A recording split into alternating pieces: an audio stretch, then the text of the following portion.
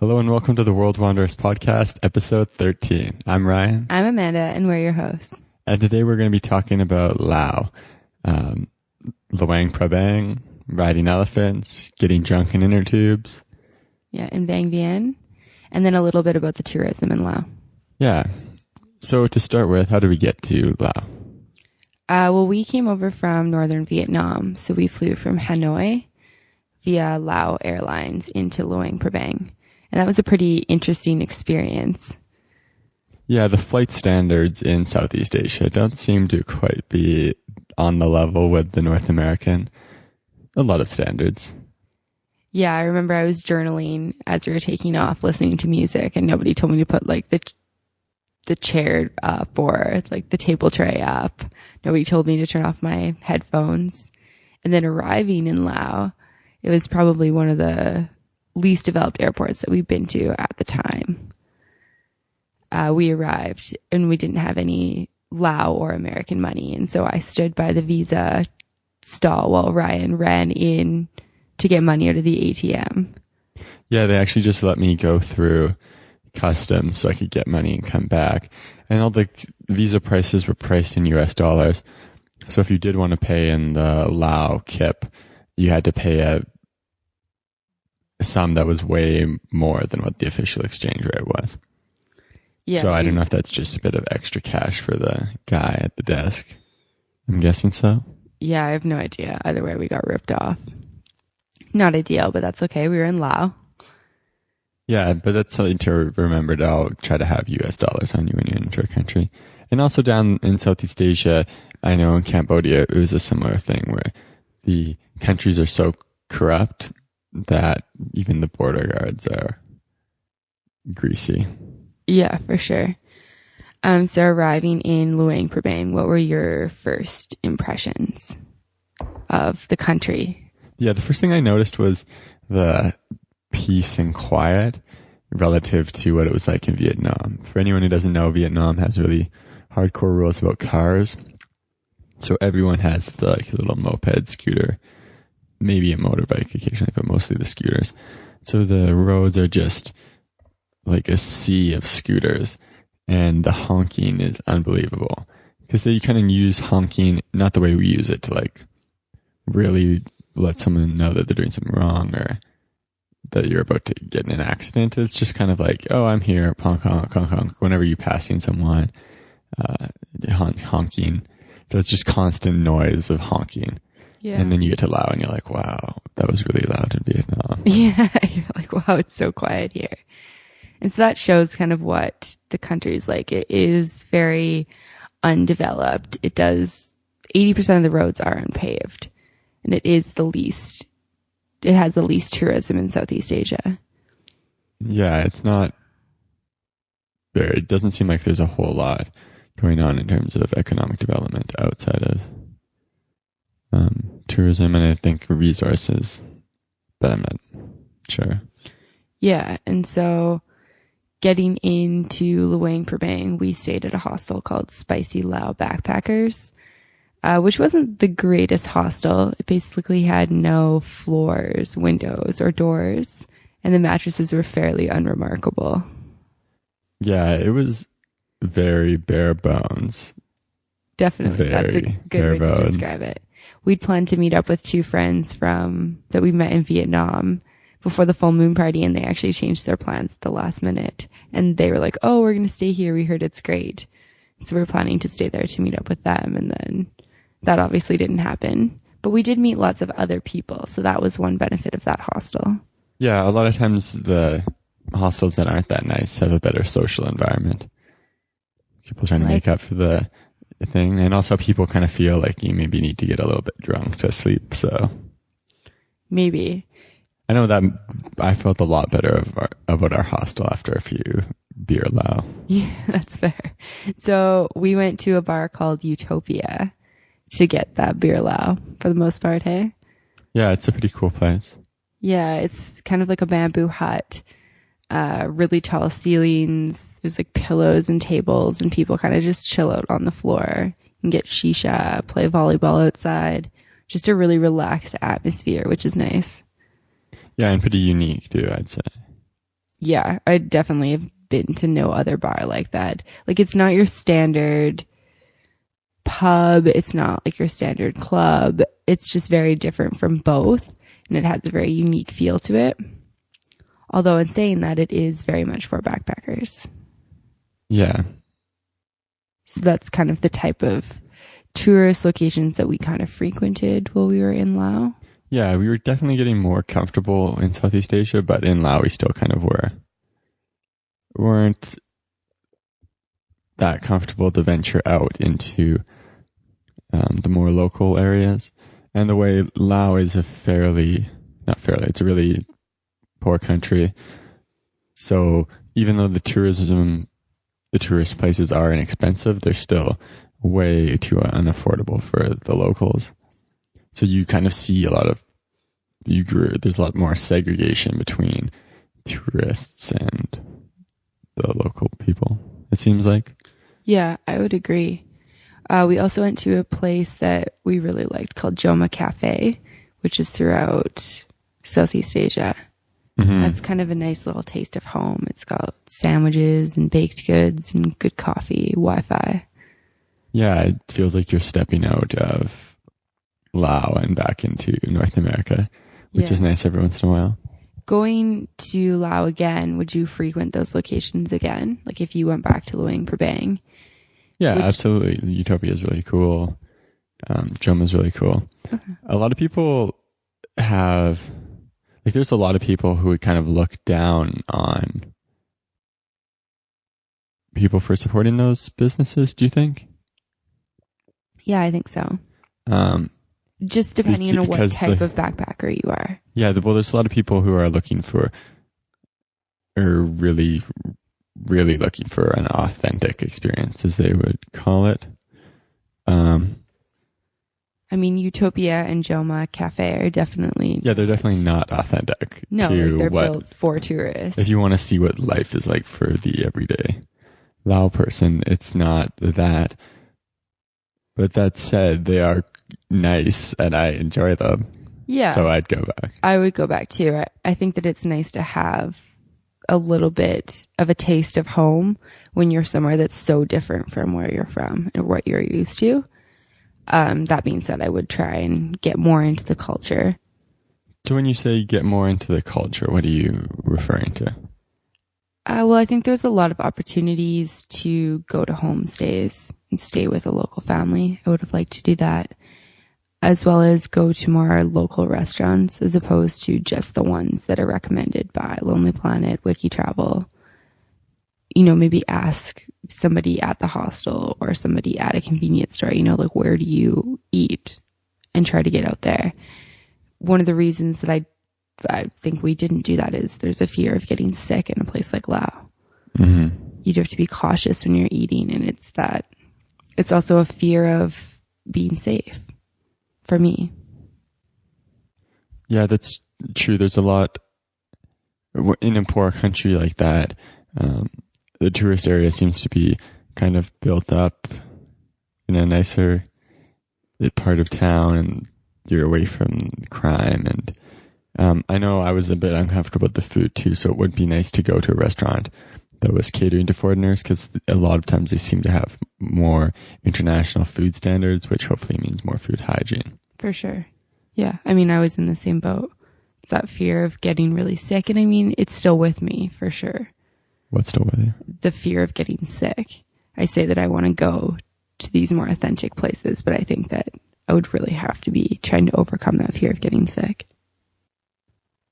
And I think especially once you are sick or have some issues in the number 2 region, it's nice to go to those places that kind of remind you at home, where you're a bit more comfortable instead of eating outside with street vendors and stuff like that. Yeah, I agree for sure. So what are the main activities for people to do in Luang Prabang? I'd say that the main things to do would be the activities around the religious aspects of Lao, as well as elephant riding, and then probably the partying aspect, which we kind of already touched on. Yeah. So there's a lot of sites, religious sites, I think, to do with the economy being so poor there. A lot of people are into very heavily into religion. There's a lot of monks. Yeah, and so Laos is a Buddhist country, and you can go do an offering with the elms early in the morning to the monks, which we did not get up to do. That's one thing that I would do if we went back, just to kind of see what the Buddhist culture is about. Or the Do you think you'd see what the Buddhist culture is about by offering them food? I'm not sure. I don't know because I didn't do it. Because I believe it's all the monks from the monastery or whatever it's called in a Buddhist religion, or like walking down the street and people are giving them food. But from what I've read, I think it's a pretty cool thing to see, the big procession of monks in their colorful uniforms. Yeah, I would like to see it if we went back to Laos. Yeah, and walking around Luang Prabang, there's lots of cool temples and things to see. One up on the hill, which has a pretty good view of the area. Yeah, definitely. It's a pretty cool area geographically. Geographically, because it's mountainy but very lush jungle. Yeah, very kind of rolling mountains with a lot of, it's just so green. Yeah. Humid, hot all the time. It's beautiful there. So we went elephant riding while we were in Luang Prabang. I think elephant riding is one of the big activities people to do if they're traveling around Southeast Asia. It's something they want to do. And in Luang Prabang, there's lots of options to do it. Yeah, for sure. I mean, it was definitely one of the big things on my Southeast Asia bucket list. And there are lots of different places you can do it throughout Southeast Asia. It worked out that we could do it in Laos, and there is lots of options in Luang Prabang. So we took some time to research the companies that were offering elephant riding, just trying to get a place that did treat the elephants properly. So we ended up going to a sanctuary. Yeah. The place we went to is apparently they buy elephants from forestry companies and then use those elephants. It seems like everyone is looking for a place that really treats the animals well. So all of the places market like that.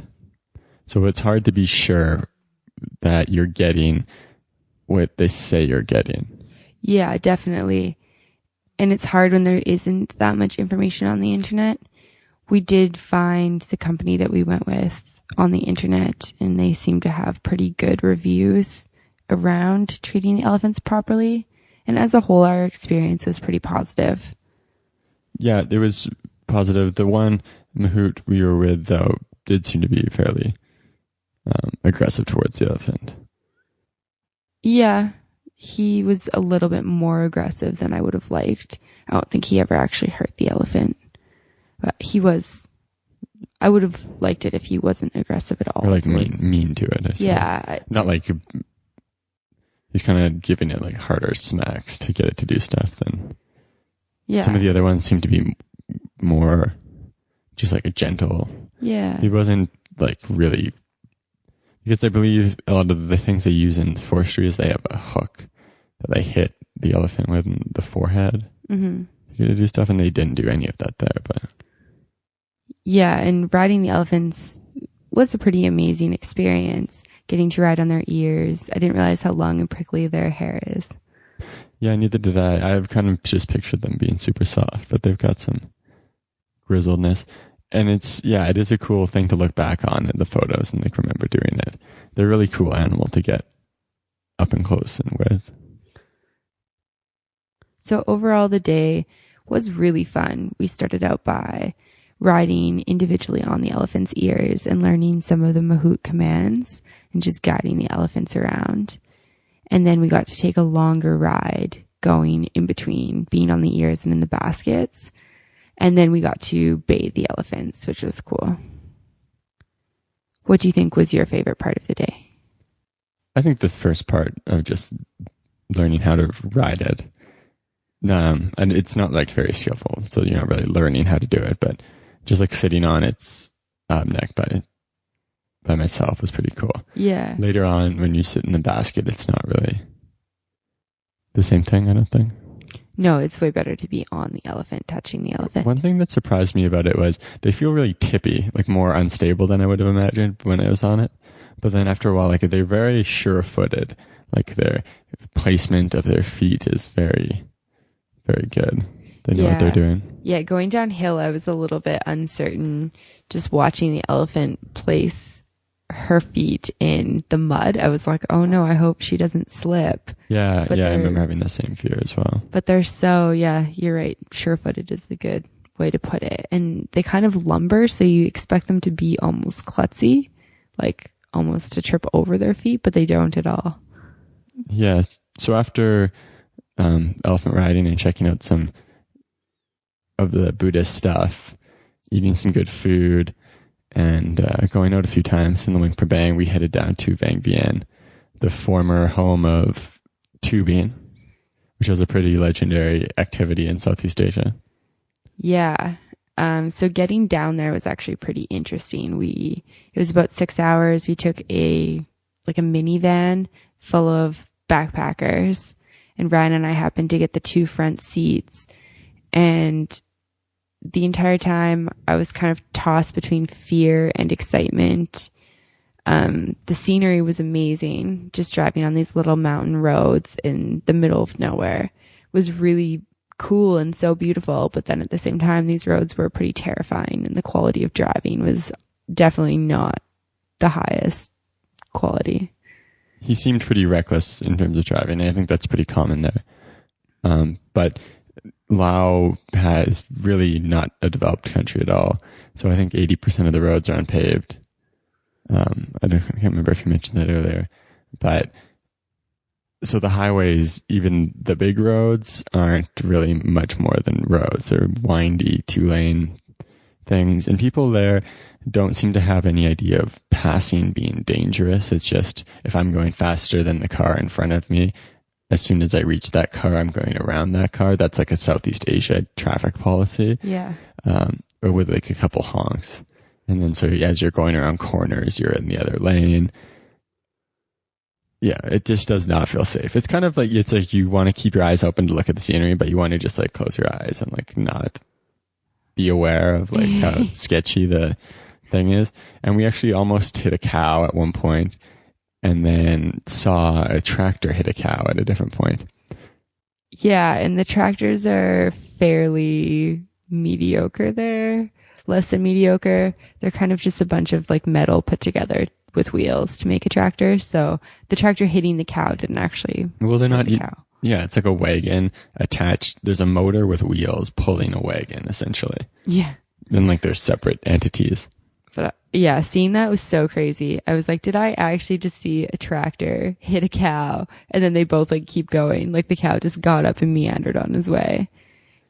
Yeah, it was definitely a surreal car ride. And a lot of the car rides in Southeast Asia seem to be a little bit surreal, especially when you're out in the poorer areas. Like I remember driving through Cambodia, you'd see just the craziest stuff from inside the car. Yeah, definitely.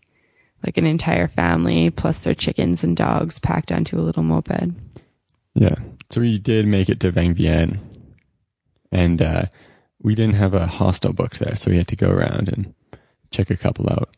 Yeah, and I'm a little bit OCD about things like that. So that was something that was pretty new to us. I always tried to make sure that we had accommodation booked for a town. There just wasn't much online for Vang Vieng, and so we just showed up. There was lots of availability, so we just walked around until we found a good price.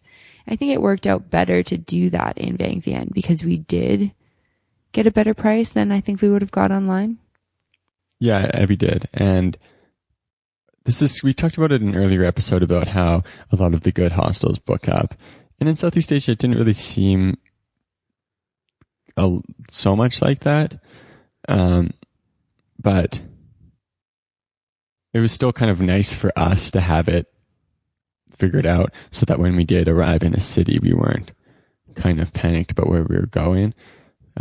It seems to be there's a lot of stress when you arrive in a city in Southeast Asia because you get off a bus and there's all sorts of people hassling you and trying to get you to go on their tuk-tuk and to their guest house and stuff like that. So it's nice to have somewhere you're going to not have to worry about making a decision in this very chaotic environment. That said, if you do look around and, are comfortable in that environment, you can get yourself a better deal and maybe a better accommodation. I think a lot of the reason for wanting to go around and check out accommodation beforehand was to make sure it's good. Yeah. And now with TripAdvisor and Hostelworld being where they're at, I don't really think you need to. I think you can rely on the crowd to to find stuff out like that. Yeah, definitely. Yeah, that's exactly right, I think. And so being in Vang Vieng was a pretty interesting experience. I mean, it's this cute little town in the middle of the mountains, and it's kind of just been taken over by this tourist activity. Yeah, and one thing we should mention before we even get going is that now a lot of what made this the tubing they've shut down most of the bars, and apparently it's not much going on in Vang Vieng anymore. Which yeah, so we'll get to our experience in just a second here, but it is fairly dangerous, the entire thing, and there were a lot of deaths, and I think the drunken behavior was a little bit outside of the Lao people's culture. A little outside. It's a lot outside. They're pretty quiet, reserved people. They are very religious. And so I think a lot of the locals were feeling disrupted. So that's from what I've read. I remember thinking while we were there that the people, like the kids growing up there, must just have such a bizarre view of what Western culture is like. Because in the town of Vang Vieng, there's a lot of stores selling tubing knickknacks, and then they call them like TV bars with pillows, and they're all playing either Friends or Family Guy all the time, because I guess that's what foreigners like to watch, apparently. But that's what Friends. All the bars are playing, and like quite a few places doing that.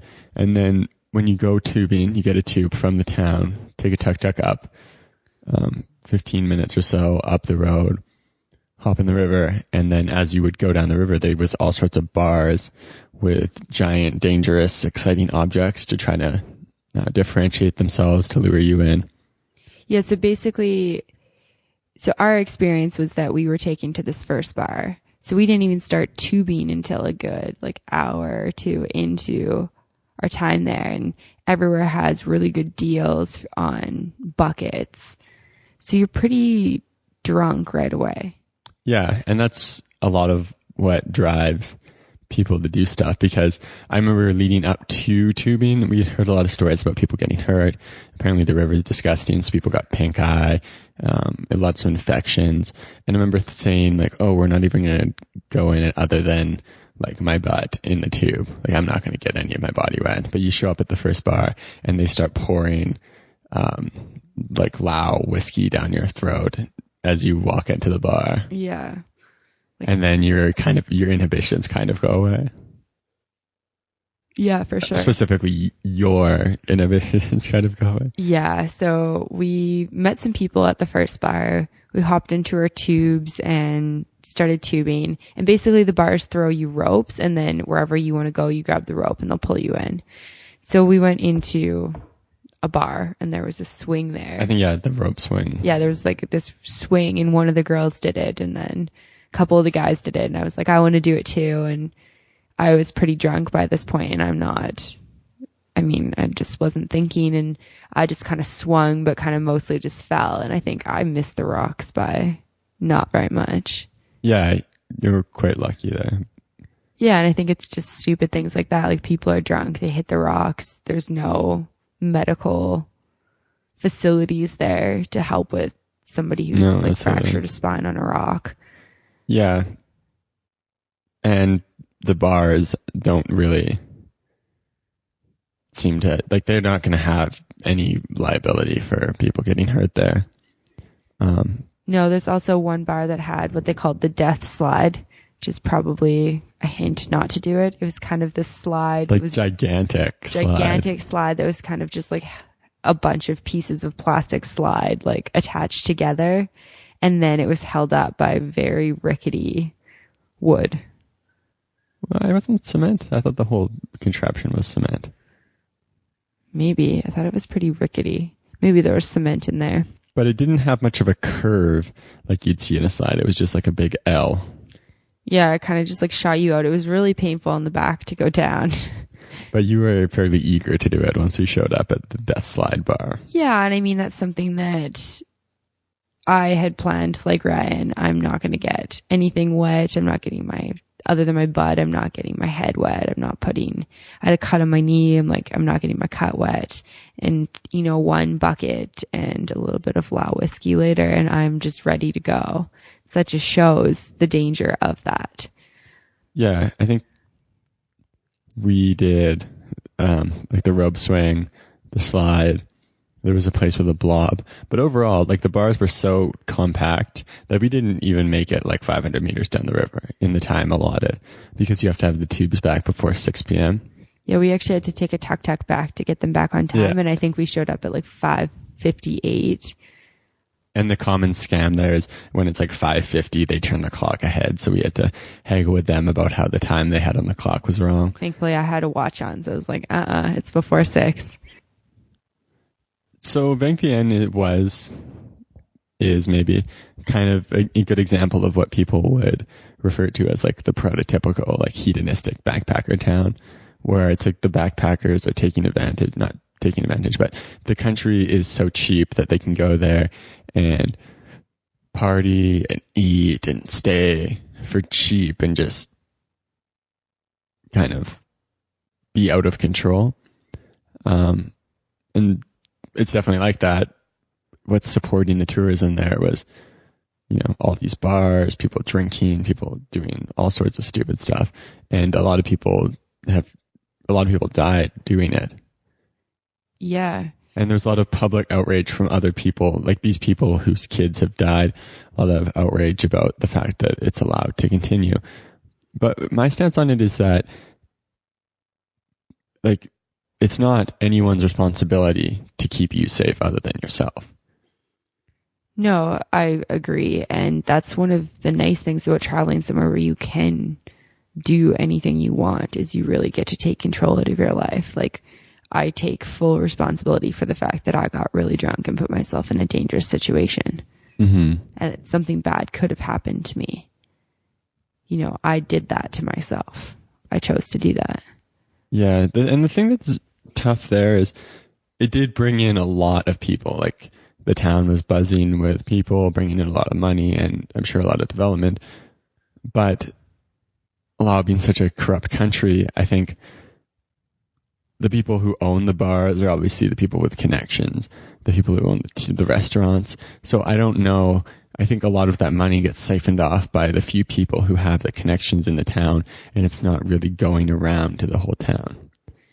Yeah, no. Like, so for the average person in Vang Vieng, their city went from like this peaceful, calm place and into this crazy. Yeah, crazy, like madness, essentially. Yeah, I mean, it is quite madness. a few years. And yeah, I was reading a blog from people who were there in January, February of 2014, and they said that you can still rent the tubes. Most of the bars are dismantled now. They only saw 2 along the entire river, and it took them 2 hours. No, they have no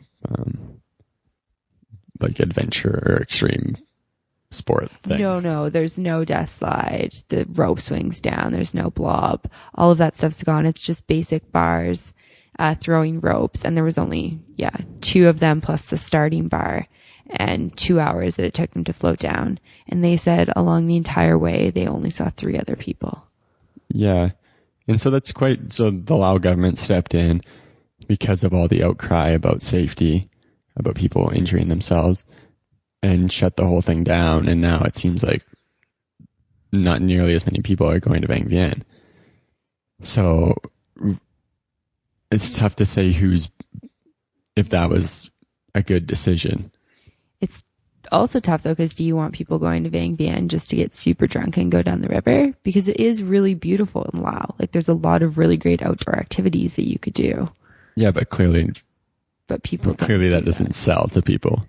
Yeah. So now where you had, a lot of economic activity in Vang Vieng from people going there and spending their money on their tubing shirts and their alcohol at the friends bars, and food there. staying at guest houses, and then all that's dried up. So all these people who were in those businesses and were employed by those businesses now have to go find something else to do, and there's nothing to do in Vang Vieng other than try to grow your own food, would imagine. Yeah. And do you think that tourism will change there? Like, do you think they'll find other things, like kind of take more of a outdoor stance, like let's go hiking, let's trek? Well, that was one of the things that was kind of there already, the rock climbing adventure sports. But I don't know if it was kind of propped up by the amount of people coming in to do tubing. Yeah. And now, but I think that's kind of the main backpacker trail through Laos, Luang Prabang, Vang Vieng, Vientiane, the capital. So I don't know if that affects, how much it affects that, because Vang Vieng can't really leave that because it's right in the middle. Yeah. So it'll be a stopover. I'm wondering though, without the tubing, do people skip Laos altogether? Because some of the main things that we did in Luang Prabang, like you could do the elephant riding elsewhere. There are lots of cool bars elsewhere. Joma Cafe exists elsewhere. Thailand's a Buddhist country. So do you think people are skipping Laos entirely? Maybe some people in more of like the party mindset, because the tubing definitely was kind of on that full moon party level. Yeah. Where you could go, like that was really an experience to go and check that out. For sure. And I'm happy we did it at the time. It's not something I would ever have done again. I'm much more interested to go back to Laos and to get into some other areas and do some trekking and stuff now. But at the time when I was 21 and enjoyed partying, I really liked having been there and done that. Yeah, I completely agree. And so you would go back to Laos? Oh, absolutely. And what do you think that trip would look like? Well, we didn't really go into Vientiane, but I don't have much desire to go check Vientiane out.